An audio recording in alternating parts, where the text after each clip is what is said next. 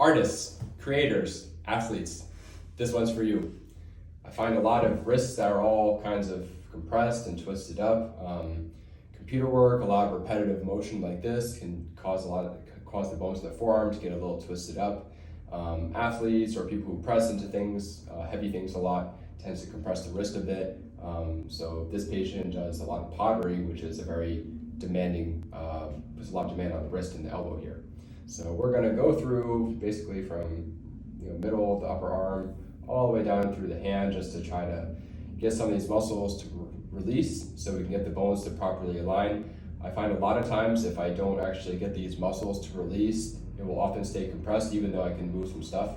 We're going to get a much better result if we actually take the time and are very thorough and get all these muscles to release.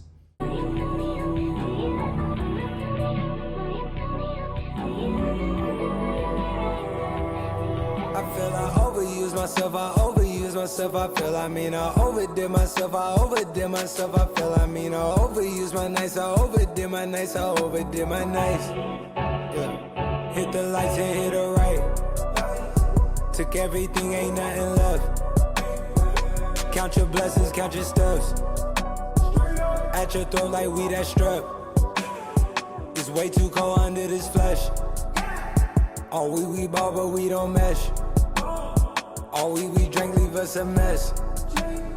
Down on my drugs, it is old news.